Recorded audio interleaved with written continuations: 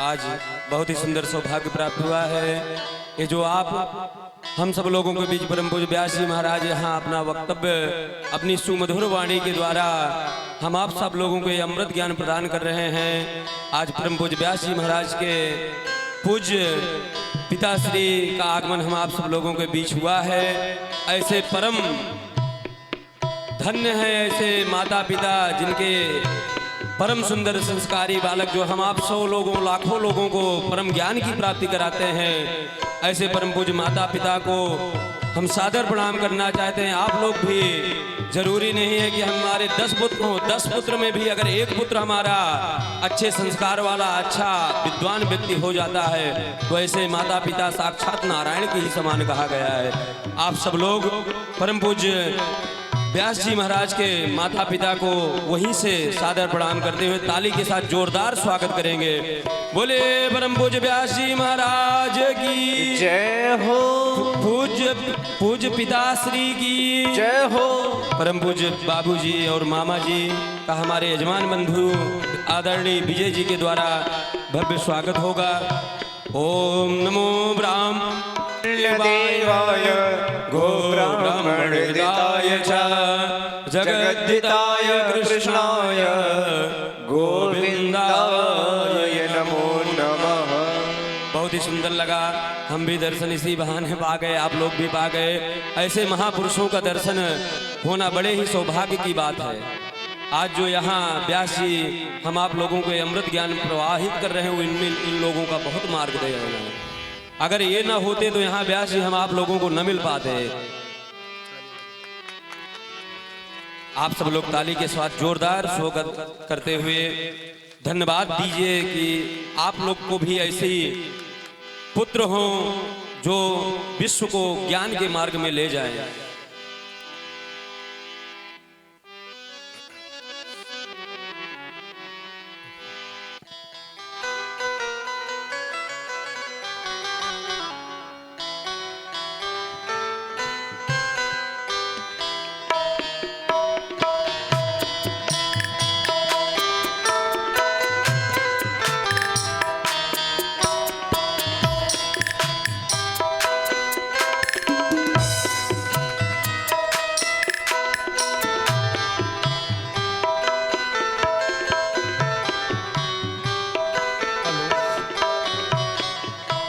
मैं अनुरोध करना चाहता हूं कि 2 शब्द थोड़ा बाबूजी के द्वारा हो जाए। आप सब लोगों को भी आप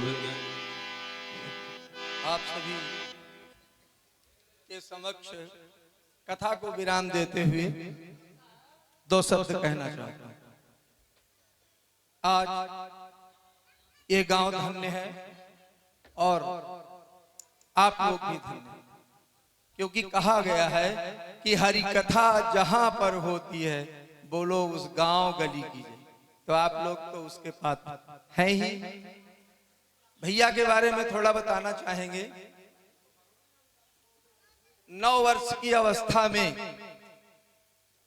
आप गुरुकुल के अनुसार अपनी शिक्षा को ग्रहण किया और प्रयागराज की पावन धरती में जिसके अधिष्ठाता मानवर नरेंद्र गिरी जी महाराज मठ बाघंबरी गद्दी प्रयागराज आपने प्रारंभिक शिक्षा को प्राप्त किया। और जिस समय हम इनको छोड़ने गए थे, आज एक दुर्भाग्य की बात है कि माता जी नहीं आई साथ में। तो उन्होंने कहा कि हम भी आपके साथ चलेंगे भैया को छोड़ने। वो विषय थोड़ा करुण था, क्योंकि अवस्था बहुत कम थी, 9 वर्ष की अवस्था। और माँ को पुत्र के विषय में वास्तविक ज्ञान तो माँ को ही होता है। कहा हमसे कि हम भी चलेंगे, तो हमने कहा कि ठीक है आप भी चलिए। और साथ में गए, आपका चयन हो गया था। और जब छोड़ करके हम लोग चलने लगे तो उसके दूसरे दिन एक अवकाश था। तो भैया ने कहा कि कल अवकाश है, हम भी आपके साथ चलेंगे और परसों फिर आएंगे। तो मम्मी ने कहा कि हाँ ठीक है, इनको लेते चलिए। तो हमने कहा फिर ये यहां नहीं पढ़ पाएंगे, क्योंकि आपका स्नेह बार बार। तो चल दिया। इनकी मम्मी जब चलने लगी तो दोनों के नेत्रों में अश्रुधारा बहने लगी। लेकिन इन के इन प्रकार वहां से चले आए। हमेशा आना जाना रहा और उस प्रयागराज की पावन भूमि पर आपका यज्ञोपवीत संस्कार गुरु के संरक्षण में बहुत ही धूमधाम से किया गया और करने के बाद आचार्य तक की शिक्षा आपने वहां प्राप्त किया। और शिष्यों में गुरु नरेंद्र गुरु जी जो थे सबसे प्रिय शिष्य, क्योंकि आपके अंदर एक कला थी कि एक बार जो बताया जाए पुनः अक्षरशः उसको सुना जा सकता है। और इसके बाद मान्यवर गुरु जी ने आपकी तीक्ष्ण प्रतिभा को देखते हुए कहा कि अब आप वृंदावन थोड़े समय रहिए और हर कार्य में तो आप पारंगत हैं। तो उन्हीं की देखरेख में आप वृंदावन में अपना 3 साल के समय को बिताया। आपके अंदर भैया जी विद्यमान है। 3 भाषाओं में संस्कृत वो भागवत कथा कहने का इनको ज्ञान है। ब्रज भाषा में भी पूरी कथा कह सकते हैं, संस्कृत में भी कह सकते हैं, हिंदी में आप लोग सुनिए। तो हम बीच खुद जाया करते थे। तो हमने कहा भैया कहें कि हम तो यहाँ से पूरी कथा को अब सीख चुके हैं। तो गुरु जी ने कहा कि नहीं, एक स्थान अभी और भी बाकी है। तो राजस्थान में कौन सा स्थान था? जोधपुर। जोधपुर में एक गुरु के संरक्षण में भागवत कथा का जिन्हें अलभ्य ज्ञान था उनको साथ रहे। वो टाइम था 1 साल का, लेकिन 6 मंथ में 6 महीने में ही आपने पूरी शिक्षा को ग्रहण किया।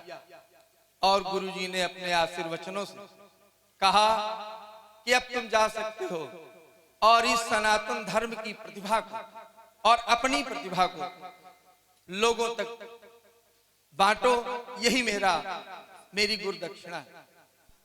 आए और आने के बाद महान विभूति जो यहाँ पर अलंकृत हैं, कुसमी कल्याणपुर से पधारे फौजी हमारे मामा जी, इन्हें एक अच्छे योग्य और सुपात्र वक्ता की आवश्यकता थी। ये पहुंचे हमारे घर और कहा कि क्या आपका लड़का भागवत कह सकता है? तो चूंकि फर्स्ट थी तो हमने कहा कि क्योंकि मैं जानता था कि आपके अंदर कितनी कलाएं हैं, हमने कहा कि कह तो सकते हैं। तो कहा कि अब ये हमारे यहाँ भागवत की कथा कहेंगे। आप लोगों का इतना स्नेह रहा कि पहली भागवत की कथा इन्होंने कुसमी कल्याणपुर में कहा और आप जैसे लोगों ने बहुत बड़ा सम्मान दिया। कथा बहुत अच्छी हुई, लोगों ने सम्मान दिया और आप लोगों का आशीर्वाद ऐसा मिला कि कथा के क्रम में आपने बेंगलोर के और आगे एक मंगलौर प्लेस पे, वहां पर समुद्र के तट पर आपको साप्ताहिक ज्ञान यज्ञ भागवत कथा कहने का अवसर प्राप्त हुआ। वो लोग लखनऊ के थे, उनकी जो बालिका थी वो इसरो की साइंटिस्ट और उसकी ससुराल जो है वो वहीं थी। तो बता वो बोली कि हम अपने गुरुजी से कथा कराएंगे। कथा किया और आज क्षेत्र में आप लोगों के आशीर्वाद और स्नेह से आपके पास कम से कम 50 से अधिक दीक्षांत शिष्य जिनको आप दीक्षा दीजिए।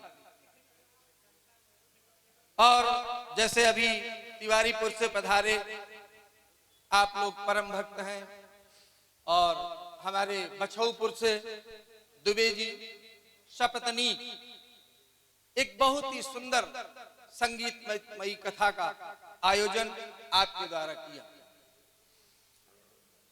तो इस तरीके से अभी आप ही की प्रेरणा स्रोत से एक छोटा सा आश्रम भी बनाने का काम गांव में मेन रोड पर किया गया, जिसमें आपके द्वारा ये व्यवस्था अभी से सुनिश्चित है कि जितने शिष्य हैं और जो भक्त लोग हैं वो जब चाहे तब आश्रम में आ सकते हैं, उनके लिए सारी व्यवस्था सुनिश्चित है। तो आप लोग की कथा सुनने के लिए और आप लोगों का भी और मान्यवर तिवारी परिवार जो इस कथा के आयोजक हैं, आप लोगों ने जिस तरीके से व्यवस्था को एक सुचारू रूप दिया है वो आपके सामने प्रदर्शित है। सभी लोग तन मन से जुट करके सेवा की, और इतनी अपार भीड़ की व्यवस्था करना एक बहुत सरल काम नहीं था। तो इसी के साथ हम थोड़ा सा आपके बहुत कीमती समय को लिया है। बहुत बहुत धन्यवाद। जय हो। देखिए, ऐसे माता पिता धन्य हैं, बहुत सुंदर ही वक्तव्य में बहुत कम समय में मेन बातें हम आप लोगों को सुनाए। 9 वर्ष की उम्र में एक माता पिता का जब बालक जाता है तो उनके हृदय से पीड़ा होती है। ऐसे धन्य है माता पिता, कोई माँ अपने बालक को नहीं छोड़ पाती है। और 9 वर्ष की उम्र में जब कोई बालक आश्रम में जाता है, हम लोग आश्रम जब जाते हैं तो वही एक ही बिस्तर मिलता है, उसी में पानी, अगर हम लोग समय का ध्यान न दिए तो उसी में पानी डाल दिया जाता है। पता नहीं कितना संघर्ष झेले तो आज यहाँ तक पहुँचे। ऐसे माता पिता को आप सबकी तरफ से हम सादर प्रणाम करना चाहते हैं, और परम पूज्य व्यास जी महाराज से निवेदन करना चाहते हैं कि अपनी दिव्य मुखारबिंद से हम आप लोगों को अमृत ज्ञान का रस प्रवाह कराएं। जय श्री राधे, जय श्री।